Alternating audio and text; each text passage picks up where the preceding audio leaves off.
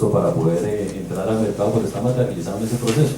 En una actividad como la prestación del servicio, hacer una actividad netamente social también, digamos que hay que reconocer una prestación de servicio público, pues la connotación tiene un proceso diferente. No todo es trasladable al usuario, no todo es de inversión inmediata, todo es un proceso de planificación en el tiempo, que es parte de lo que se tiene que reconocer para poder llegar a estas condiciones.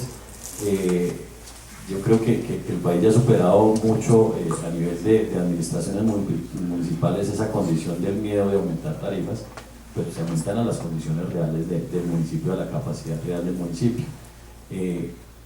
La autoridad ambiental en estos procesos debe reconocer y entender muy bien lo que son los planes de obra e inversiones de las empresas de servicio, porque en últimas el famoso PSM está recogido dentro de ese proceso, y es la condición real, estudiada, analizada, que permite llevar a tarifa las inversiones que va a hacer la empresa.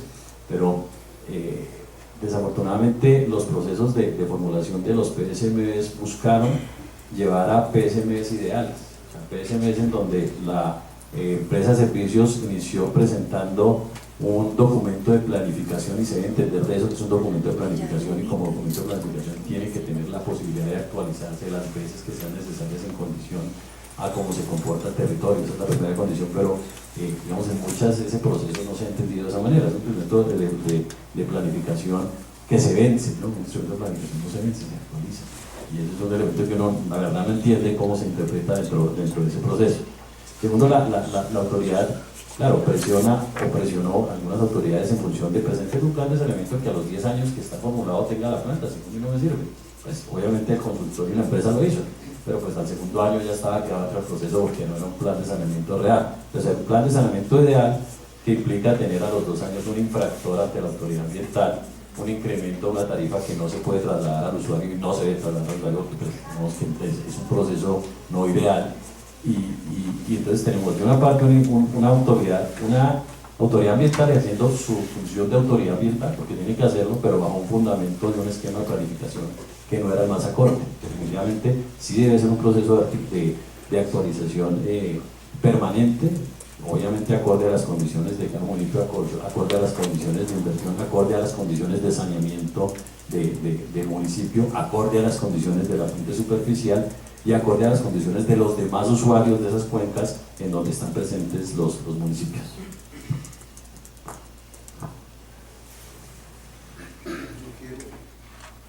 Quiero resaltar dos aspectos que son fundamentales a la hora de responder qué tanto afecta un buen proyecto, en el entendido de que en la región nuestra no debería afectar mucho, basados en que la construcción de ese plan de saneamiento pues tuvo un diagnóstico claro en función del plan maestro de alcantarillado que ya estaba diseñado, y que la proyección de las metas en relación a los objetivos de calidad que nosotros trazamos pues, estaban acompasados en el cumplimiento real de ese plan de saneamiento. Y obviamente, vuelvo y lo repito, en que los alcaldes estaban confiados, los actuales en ese momento y los futuros, porque no es oculto eso, de que Cornare les iba a ayudar para poder desarrollar ese plan maestro de saneamiento, sin ser buen impacto, porque también, como planteaba Javier, cuando nos toca ser autoridad, lo hacemos. Y hubo 2 municipios que, pese a que iban en coche, no cumplieron y tuvimos que sancionarlos, ¿sí? Tenemos que ejercer ese aspecto como autoridad ambiental. Y el otro hecho, bueno, para decirlo, en efecto sí puede afectar, desde luego, en términos de cómo se establezca esa conjunción por cuenca o por tramo de cuenca, ¿sí? Si en esa concertación, en esa segregación física de una cuenca, yo no evalúo las condiciones en las cuales el sector industrial puede estar cumpliendo y puede ser muy responsable, y en ese mismo tramo de cuenca existe la descarga de un agua residual doméstica municipal que no tiene los antecedentes de responsabilidad, pues obviamente los sacrificados van a ser los industriales. De hecho, eso pasó en la evaluación, en la lectura que se hizo en el primer quinquenio de la aplicación de las tasas reductivas, y por eso se permitió, no, segmenten, hagan la evaluación y fragmenten el territorio hídrico con ocasión a que se pueda haber cierto margen de equilibrio, de justicia en la aplicación sobre todo del factor regional. Yo hice un esfuerzo como industrial para cumplir el 1594 en ese entonces, y resulta que el municipio de arriba o el de abajo no lo cumple, entonces el factor regional terminó en 5, y yo tengo que pagar, con un caudal importante, tengo que pagar una cantidad importante de dinero. Entonces, me parece que la norma resolvió parte de la no afectación en el no cumplimiento de un plan de saneamiento y manejo de activos. Lo otro que es importante y que creo que a la luz de la evolución de las normas el territorio colombiano ha ganado, en el Oriente se ha ganado. Nos pasamos mucho tiempo trabajando de la mano con los industriales para resolver un pasivo. Las empresas asentadas en el Oriente antioqueño, no nos digamos mentiras, es cuando eso no tenían en su chip de desarrollo industrial el tema ambiental. Tratar las aguas residuales, tratar los residuos sólidos, las emisiones atmosféricas, los residuos peligrosos no estaban incorporados dentro del planeamiento del desarrollo industrial. Fueron las normas y el ejercicio de la autoridad ambiental que empezaron a hacer ver al industrial que eso era parte del proyecto productivo, que no era incluso una responsabilidad más que se le ocurrió al gobierno nacional para jodernos. ¿Sí? Era un tema de productividad y de competitividad.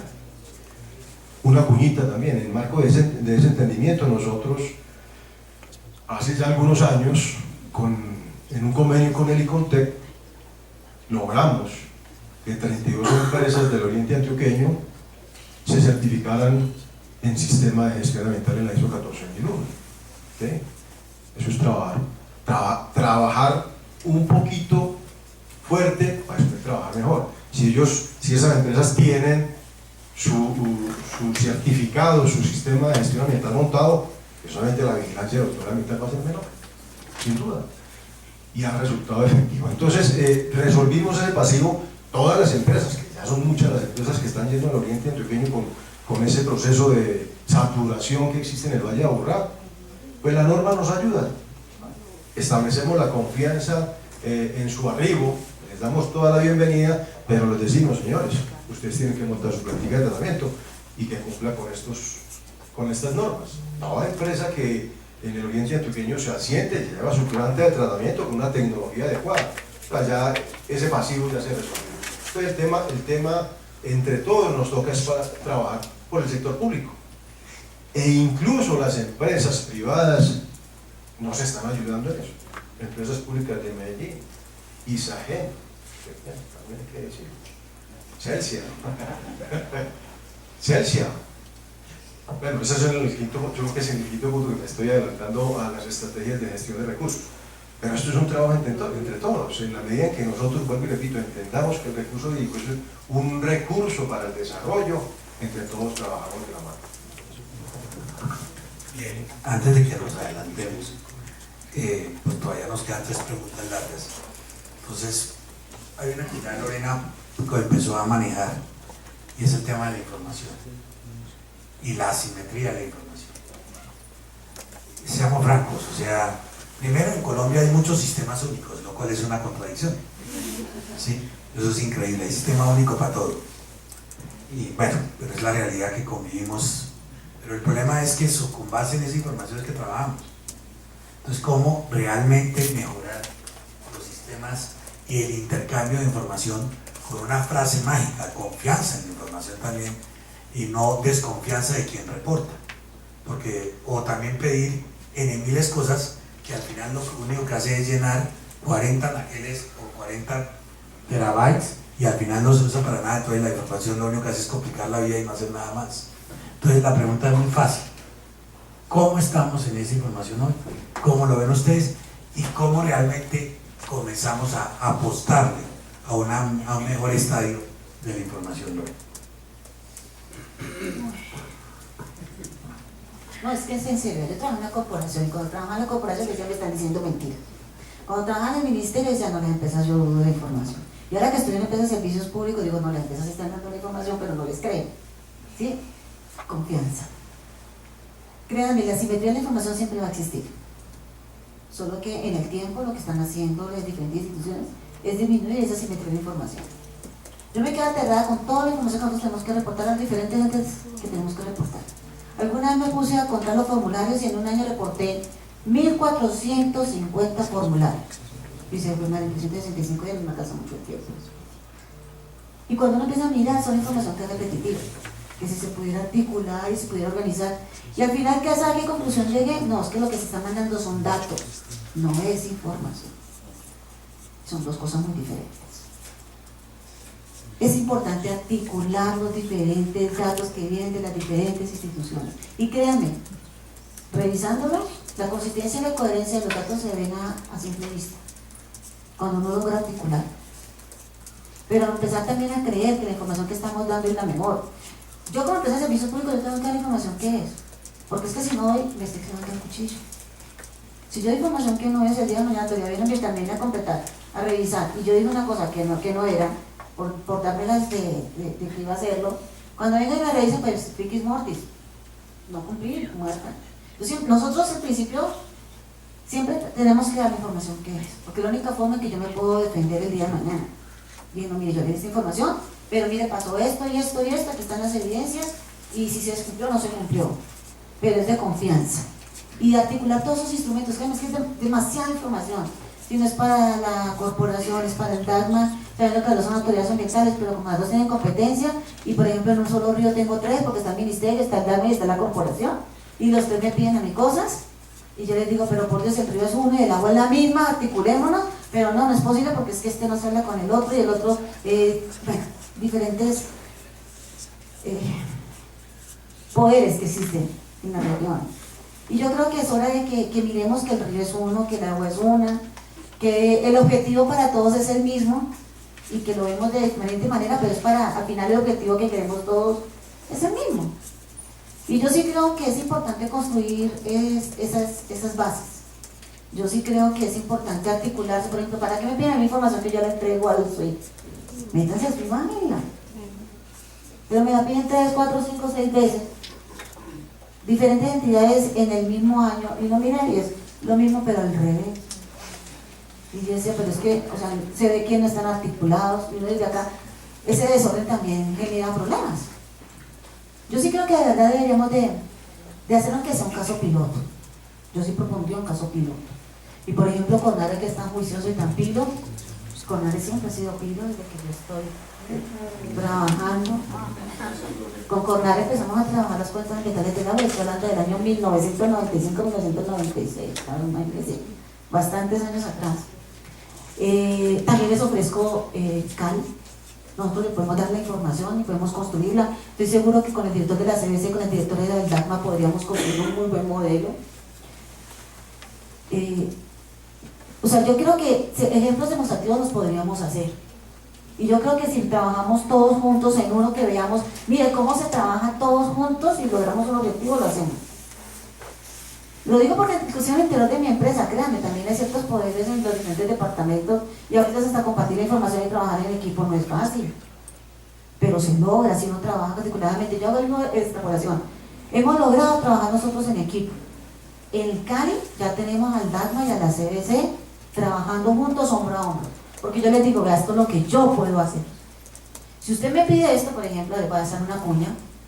En este momento nosotros estamos haciendo la optimización del tratamiento de la Petar Cañaveralejo.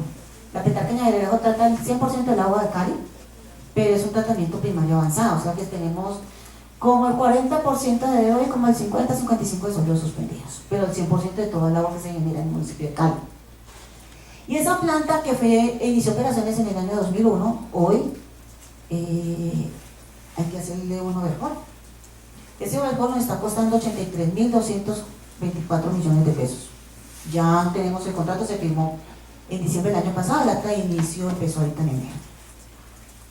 Y la autoridad ambiental me dice, oiga, con los objetivos de calidad y con la resolución 631, usted tiene que llegar al tratamiento secundario. Contratamos la consultoría, el tratamiento secundario para Cali cuesta 394 millones de dólares. Y Cali tiene, el municipio de Cali, nosotros en Cali, tenemos 324.000. Es el 24% más o menos de lo que se necesita.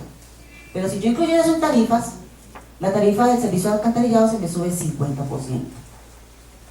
¿Qué decidió la Junta? No, vamos a invertirlos, pero lo vamos a hacer nosotros con nuestro flujo de caja, con nuestra actividad.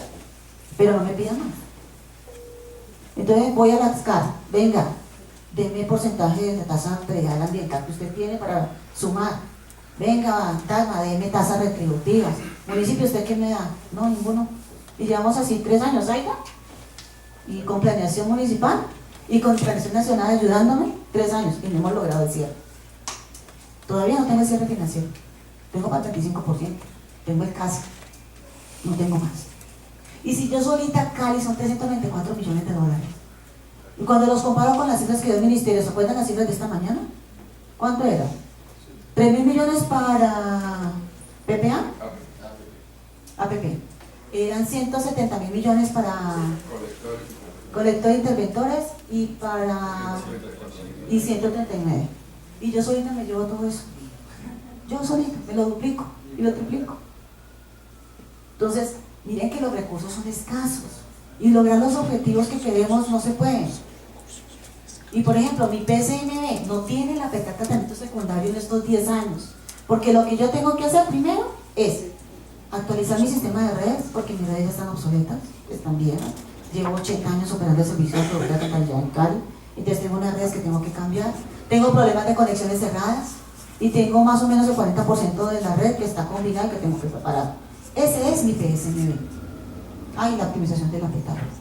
Y con eso voy a mantener lo que tengo ahora, porque lo que estoy haciendo es para seguir virtiendo las calidades que estoy virtiendo, porque si no invierto ahora voy a terminar deteriorando y generando más carga contaminante al río, que eso es lo que no queremos. Pero oiga con sorpresa, ¿sabe cómo llega a mí la entrada del río? Terrible, porque el río viene con muchos sólidos suspendidos por unos problemas de contaminación que tenemos en la cuenca alta. Y lo que yo le estoy haciendo no es nada. Le voy a meter 394 millones para que no le aumente de oxígeno.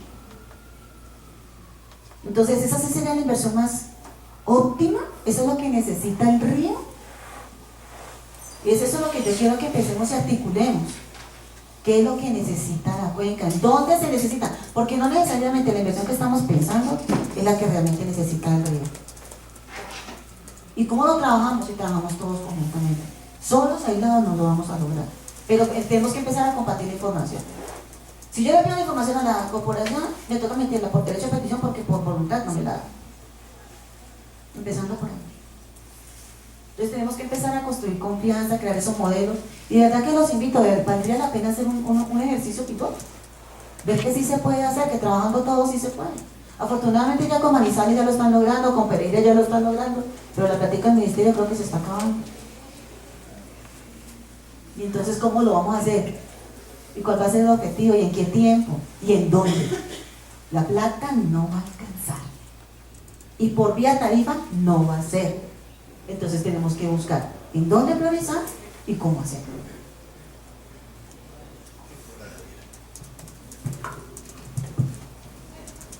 Bueno, la pregunta estaba relacionada con el tema de información. Y muy bien se decía ahora el Sistema Único de Información del sector. Es cierto, hay un número importante de sistemas que han sido planteados en búsqueda de soluciones de integrar información para tomar decisiones, pero son sistemas que no están alimentados de manera adecuada en algunos casos por el cansancio como lo decías, de remitir información a uno y otro. En otros casos es porque no consolidan la información que se requiere realmente para tomar decisiones. Eso también es un elemento importante. En el país existen, hablando de recurso hídrico, corporaciones pues, que tienen, sin hablar del sistema de monitoreo de vialidad, sino los regionales, corporaciones que tienen más de 500 estaciones en una jurisdicción, caso La CAR en un departamento, pero corporaciones que tienen 14 estaciones para la toma de decisión corporinoquia con 5 municipios.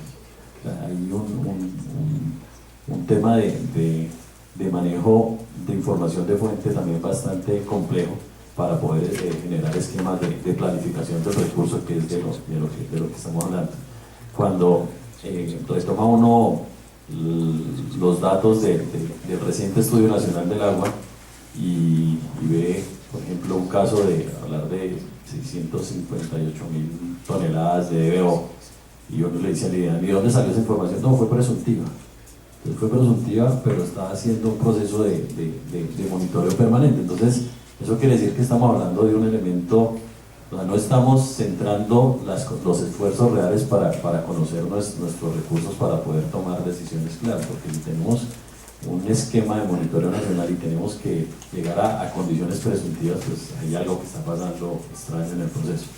Y eso pasa mucho con la definición también de objetivos de calidad por parte de las corporaciones. Los primeros objetivos de calidad simplemente retomaron los usos del agua que tenía el 1594, los sectorizaron y objetivos y metas asociadas a ese proceso, pero con mediciones que no eran ciertas. O sea, que uno dice, ¿y por qué ese? ¿No? Porque el 1594 me insinuaba que ese era como un elemento importante para llevar agua a condiciones, en algunos casos decía consumo humano, y que hay aguas abajo, no, pero hay un potencial importante aguas abajo. Entonces uno dice, pues, si están bien definidos, la información sí es la que se debe utilizar para tomar esas decisiones, o estamos tomando decisiones en falso. Cuando uno se pone a analizar también cronológicamente, hasta el año pasado el IDEAN saca la guía de monitoreo, y llevamos monitoreando toda la vida, ¿cierto? Bien o mal, llevamos monitoreando toda la vida. Entonces uno dice, entonces si hasta el año pasado sale, ¿qué estamos haciendo antes?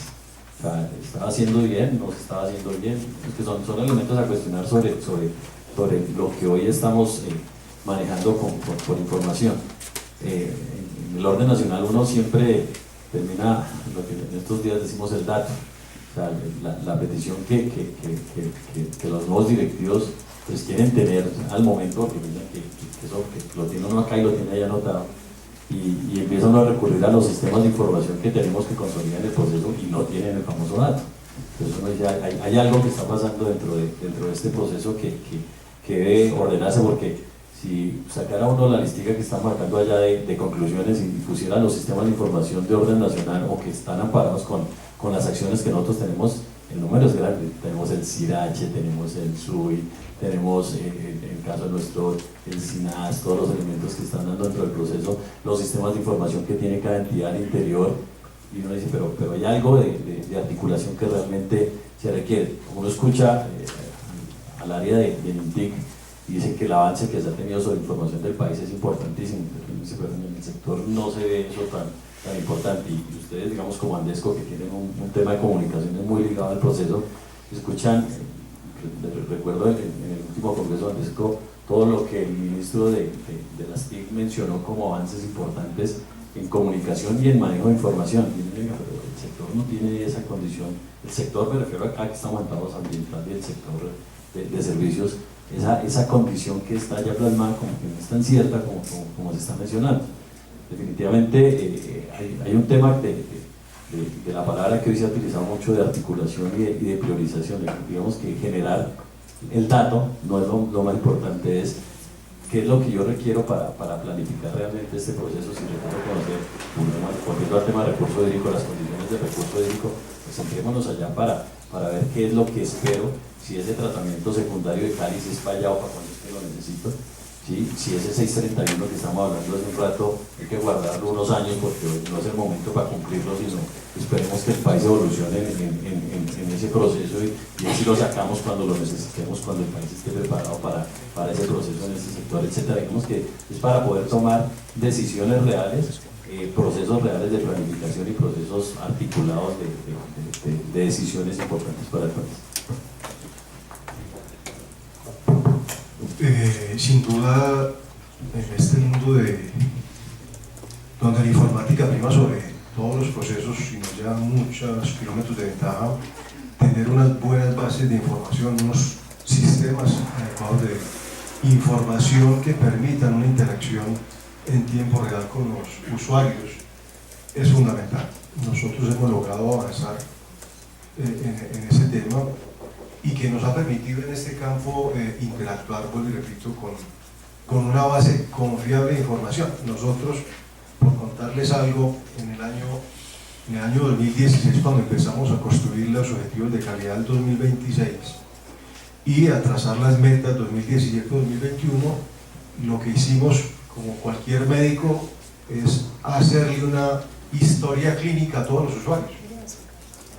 desde el inicio de sus operaciones y llevarle un registro diagramado de cuál era la composición de sus cargas, el DBO en sólidos suspendidos, nitrógeno, fósforo, etc. Para mostrarles que hay una referencia corporativa de conocimiento de cómo ha evolucionado o ha involucionado su gestión alrededor de los vertimientos. Y sobre esa base, una información, no de datos, de información clara, basados también en el conocimiento de las características de las fuentes receptoras, entre otras, porque ya teníamos el plan de ordenamiento, el PORH, que nos permitía muy fácil establecer, digamos, proponer esas metas al 2021 y escuchar propuestas, ¿sí? Y escuchar propuestas también un poquito desahogadas. Algunos municipios, no les voy a decir cuáles, con sistemas de tratamiento eficientes y de manera inentendible planteaban, por ejemplo, no, es que nosotros vamos a cumplir con 90 miligramos por litro cuando yo estaba en 30. Y, vamos, es que esa es la norma, ¿no? Pero ¿cómo te vas a regresar? Sí, si estás en 30 miligramos por litro, pues al menos mantener ese registro de 30 miligramos por litro. Rechazada su propuesta, ¿sí? Pues son cosas objetivas sobre la base de la información, vuelvo y repito, del conocimiento histórico sistematizado y graficado de cada uno de esos usuarios. Eso permite el diálogo, permite el entendimiento sobre una base real de información a partir del registro, la sistematización y la evaluación de la información, el dato convertido en información para el diálogo y para la discusión. Nosotros tenemos en la corporación dos sistemas de información que hemos democratizado. Todos los estudios que ha hecho CONARE y todos los estudios de impacto ambiental, aquellas partes de los estudios de impacto ambiental o investigaciones que se han hecho en el Oriente Antioqueño están en un sistema de información al público para cualquier usuario, para que conozca primero cómo está, cuál es el estado de arte de los recursos naturales en su entorno, y sobre esa base pueda, en este caso de la discusión de metas y objetivos, pues pueda dialogar, pueda discutir, pueda planificar opciones, ¿sí? Y de igual manera pueda utilizar esas herramientas de información para construir sus propios procesos de planificación, ¿sí? Entonces, para mí, para no extender mucho más, los sistemas de información en toda su dimensión a nivel regional deben de ser la base fundamental del trabajo, de relacionamiento, de decisiones, y ojalá, como dice Javier, algún día pueda alimentarse el SIAC y el CIPCA para tener un conocimiento nacional de en qué estamos, a dónde vamos y cómo estamos en materia de saneamiento, que seguramente lo que dice Lorena es muy cierto. Van a pasar muchas leyes de financiamiento para que podamos resolver, sobre todo, el tema de materia orgánica en Colombia. Tan solo resolviendo el tema de materia orgánica estamos agotados, ¿sí? Por no pensar en Bélgica y Francia, que ya están trabajando 14 sustancias de interés sanitario que pasarán sitios para que nosotros las toquemos. Muchas gracias. Recordemos que este panel es sobre planificación de las herramientas para la descontaminación. Entonces voy a juntar las dos últimas preguntas para que el tiempo nos da, y la voy a ajustar a un tema fundamental que ya se ha dicho, y es que eso nos sirva de corolario para como conclusión final de estas interesantes intervenciones. Y es que la planificación depende de un adecuado esquema organizacional, depende, por supuesto, de la participación de los usuarios, de la responsabilidad de todos los usuarios, ¿sí? Y por supuesto también de los recursos económicos. Es una mezcla virtuosa, pero dificilísima de hacer. Entonces yo quisiera que ustedes nos dieran esa reflexión final para esta planificación de las herramientas para la descontaminación